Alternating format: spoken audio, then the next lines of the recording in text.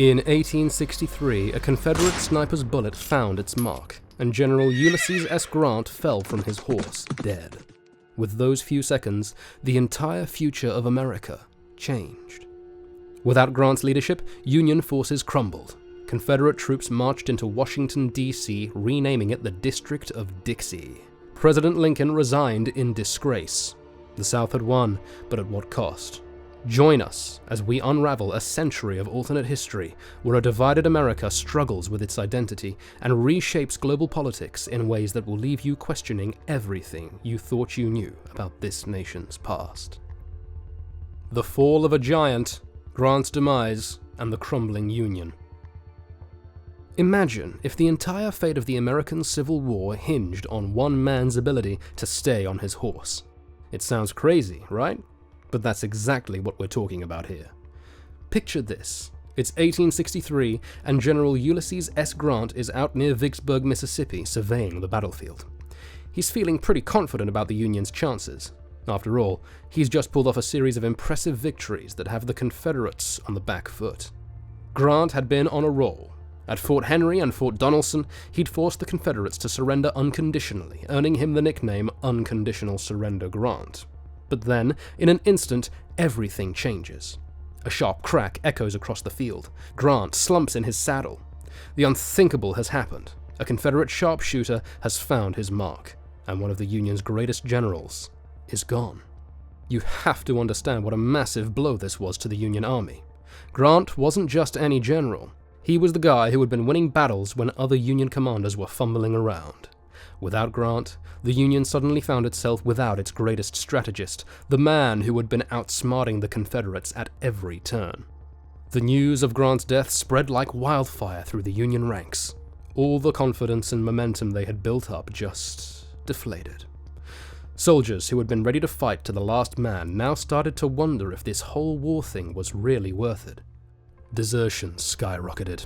In fact, records show that in the month following Grant's death, desertions increased by a staggering 150%. Meanwhile, the Confederates sensed weakness. They pushed harder than ever before, emboldened by the death of their most feared opponent. Suddenly, battles that the Union should have won turned into crushing defeats. The carefully laid plans that Grant had put in place fell apart without his guidance. Grant wasn't just a good general. He was the glue holding the Union war effort together. Without him, everything started to unravel. Other Union commanders tried to step up, but they just couldn't fill Grant's shoes. It was like a football team losing their star quarterback and trying to replace him with the backup kicker. Sure, they're both on the team, but it's just not the same. As the weeks turned into months, the Union's grip on the war slipped away. Territories they had fought hard to capture fell back into Confederate hands. The momentum of the war shifted dramatically, and not in the North's favor.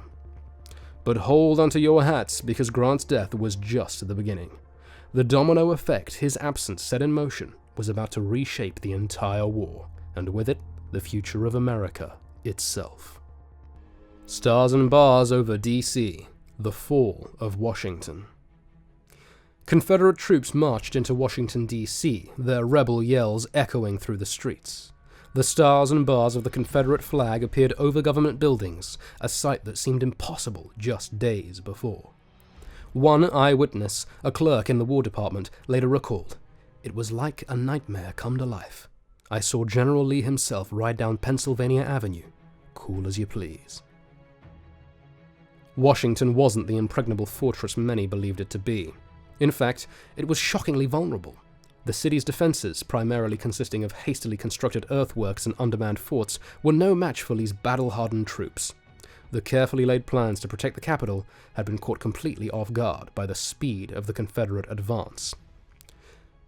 As Lee's army pushed north, panic spread through the city like wildfire. The question on everyone's mind? Could the capital really fall? And if it did, what would become of the Union? Inside the White House, President Lincoln and his cabinet were in a heated debate. Should they stay and fight, or should they flee and preserve the government? Meanwhile, out in the streets, chaos erupted. Mobs ran through the city, looting stores and homes. Loyalists took drastic measures, destroying anything that could be useful to the advancing Confederate army. The sky over Washington filled with smoke. a visual representation of the Union's hopes going up in flames. With each passing hour, the situation grew more dire. The sound of gunfire drew closer, and the city that was supposed to be the bastion of Union power suddenly felt incredibly vulnerable. The very idea of abandoning the capital seemed unthinkable, but it was quickly becoming a reality. As Confederate forces tightened their grip on the city, the fate of the Union hung in the balance. But here's where things get really interesting. You might think that with Washington fallen and the Confederate flag flying over the Capitol, that would be the end of the story. Game over for the Union, right? Well, not quite. The capture of Washington set in motion a series of events that would reshape America in ways no one could have predicted. A house divided, redrawing America's borders. Imagine waking up one morning to find your hometown suddenly part of a different country. That's exactly what happened to countless Americans after the Confederacy's victory. The fall of Washington kicked off a political scramble that would completely reshape North America. Winning the war was one thing, but dealing with the aftermath? That's where things got really messy. The Confederacy had to figure out how to actually govern, and they were in for a shock. First up, redrawing national boundaries. It was like trying to solve a jigsaw puzzle where every piece was claimed by both sides. Border states like Kentucky and Missouri became huge points of contention. Families were literally divided, with some members wanting to stay with the Union and others ready to join the Confederacy. Talk about awkward Thanksgiving dinners.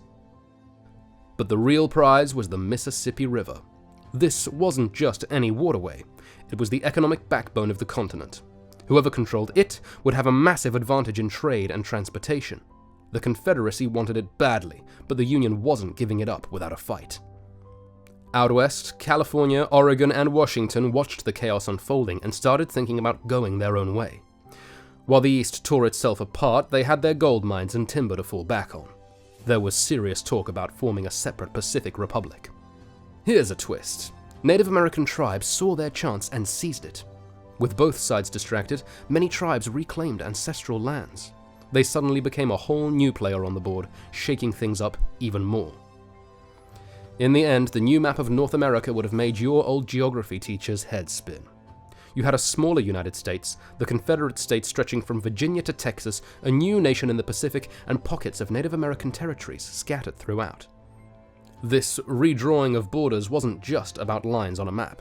It set the stage for decades of economic rivalry and political tension that would shape the future of the continent in ways no one could have predicted. The Uneasy Peace, a century of tension and transformation. Picture New Orleans in 1870, a city transformed. The bustling port pulsed with Confederate pride as steamboats laden with cotton and tobacco crowded the docks. The Mississippi, now entirely in Confederate hands, redirected the economic lifeblood from northern industry to southern plantations. But trouble was brewing. The Confederacy's victory came with a price: international isolation. European nations, having abolished slavery decades earlier, viewed the new nation with distaste. Trade agreements came with strings attached, and diplomatic overtures were met with cold shoulders. By 1885, even the most stubborn Confederate leaders could see the writing on the wall. The Liberation Bill, abolishing slavery, passed with surprisingly little opposition. Why? Simple economics. Plantation owners, facing labor shortages and international pressure, had already begun transitioning to sharecropping. The bill merely formalized what was already happening. Up north, the political landscape resembled a pressure cooker ready to explode. The Republican Party was in tatters, blamed for losing the war.